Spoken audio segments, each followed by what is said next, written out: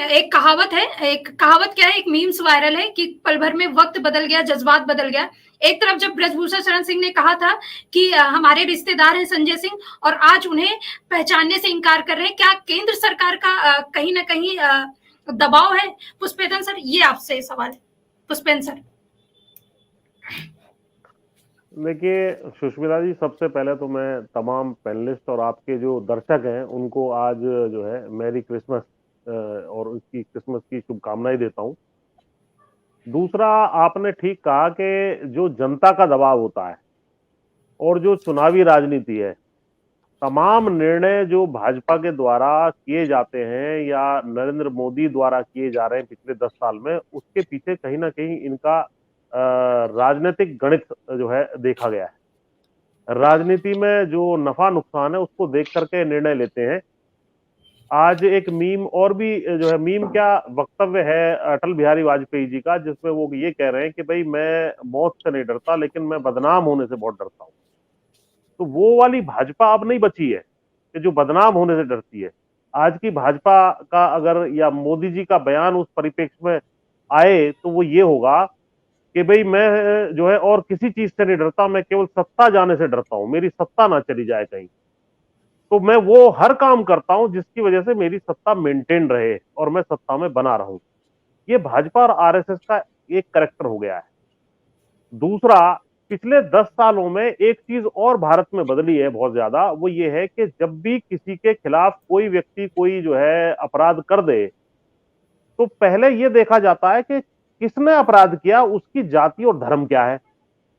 फिर ये देखा जाता है कि जिसके खिलाफ अपराध हुआ उसकी जाति धर्म क्या है, और फिर उसके हिसाब से अपनी अपनी पोजीशन लेते हैं। न्याय के अनुसार नहीं लेंगे कि न्याय या अन्याय क्या हुआ, किसके खिलाफ हुआ।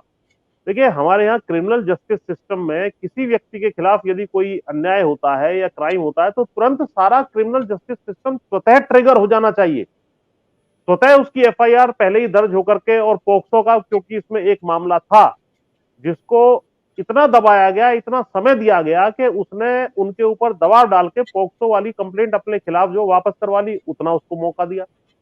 पहले जनवरी में ये लड़कियां आकर के वहां जंतर मंतर पे जब पहलवानों ने धरना दिया तो उनको 2-3 दिन के अंदर ही बहला फुसला करके और ये बता के अन्य लोग इसमें सपोर्ट ना करें नहीं तो राजनीति हो जाएगी, हम 2-3 दिन के बाद ही हम सारा काम कर देंगे, वो नहीं किया। जब उन्होंने देखा कि उनके साथ धोखा हो गया तो अप्रैल में वो फिर बैठी, मार्च अप्रैल में ही।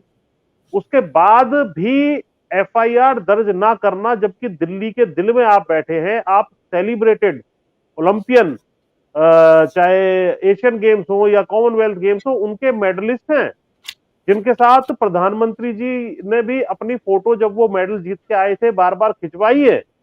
ऐसे लोगों को जो है जब वहां बैठना पड़ जाए और उसके बाद भी इन्हें शर्म नहीं आई और उन्होंने जो है एफआईआर दर्ज नहीं की, और जब जाकर के वो सुप्रीम कोर्ट गए उसके बाद वो एफआईआर दर्ज होती है।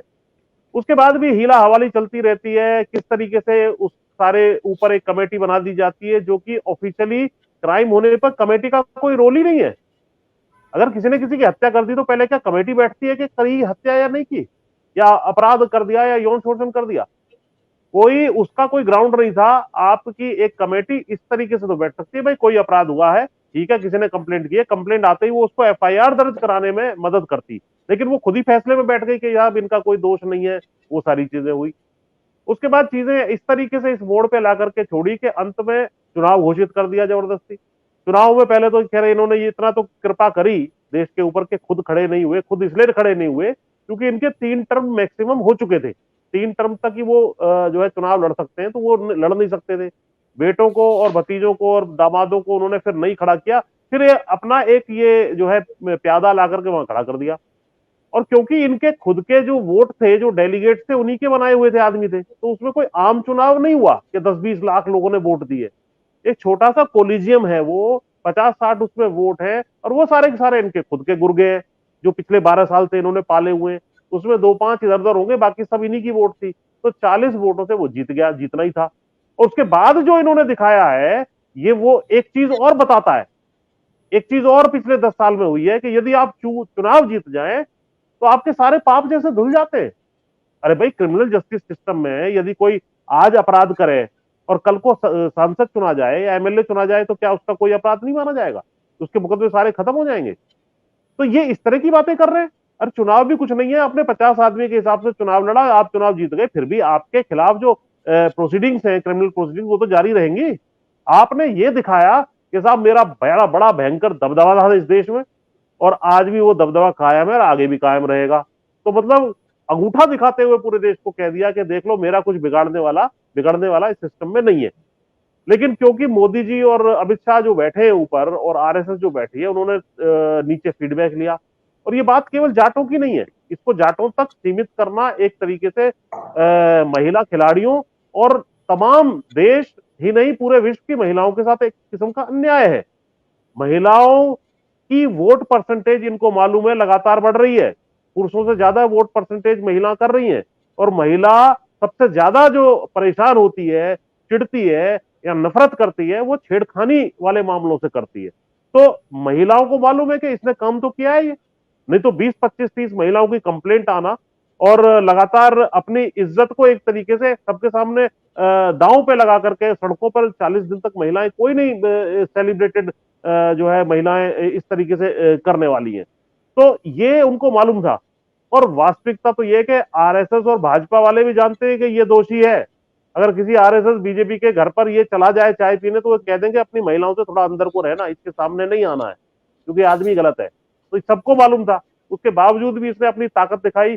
और कहीं ना कहीं जो आंखें धृतराष्ट्र की तरह बंद की हुई थी, चुनावी हानि और नुकसान, नफा नुकसान देख करके, वो उसमें खुली है कि कहीं ना कहीं, क्योंकि जहां तक अगर चलिए इसको जाट समाज तक ही सीमित भी कर दें, तो जाट समाज की लगभग पश्चिम उत्तर प्रदेश, दिल्ली, हरियाणा, राजस्थान, और क्योंकि जट सिख और जाट बहुत अलग अलग नहीं है, एक तरीके से वोट करते हैं, और भाजपा का पंजाब में कुछ खास है भी नहीं, तो इनको लग रहा था कि ये 60-65 लोकसभा सीटों पर डायरेक्ट असर डालते हैं। तो इस लिहाज से इन्होंने इसको विड्रॉ किया कि कहीं ये चीज ज्यादा बड़ी ना बन जाए। जैसे इन्होंने संन्यास लेने की कुश्ती से घोषणा की साक्षी मलिक ने, उसके बाद एक और ये बजरंग पूनिया, क्योंकि इस आंदोलन से मैं बहुत क्लोजली जुड़ा हुआ, और आपके चैनल पे बार बार मैं उस टाइम बैठा भी था। संजय शर्मा जी ने भी इस चैनल को, आपके चैनल ने बहुत ज्यादा इस आंदोलन को कवर किया था। तो डे टू डे मैं प्लानिंग से लेकर एग्जीक्यूशन में इस आंदोलन से जुड़ा हुआ था। बजरंग पूनिया तमाम जो है, उन्होंने भी फिर अपनी पद्मश्री वापस की। और एक और पहलवान है जो कि जो है गूंगा पहलवान के नाम से जाने जाते हैं, उन्होंने भी अपनी पद्मश्री वापस करने की घोषणा कर दी। तो इनको लगा कि कहीं ये स्नोबॉल इफेक्ट ना आ जाए, बड़ा मुद्दा ना बन जाए, और चुनाव 2-3 महीने बाद है, और ये मुद्दा महिलाओं का मुद्दा ना बन जाए कि महिलाओं की बेइज्जती होने पर भी ये एक तरीके से दुशासन और दुर्योधन की तरह ठहाके लगा रहे हैं, द्रौपदी का यह चीर हरण हो रहा है। वोट कहीं 2-5% इधर उधर भी खिसकी, या जाट जहां प्रभावित करते हैं डायरेक्टली 60-65 लोकसभा सीटों पर, वहां अगर दिक्कत आई तो कहीं लेने के देने ना पड़ जाए, इस कैलकुलेशन में इसको वापस लिया है। यही चीज हमने किसान आंदोलन के दौरान भी देखी थी। जी।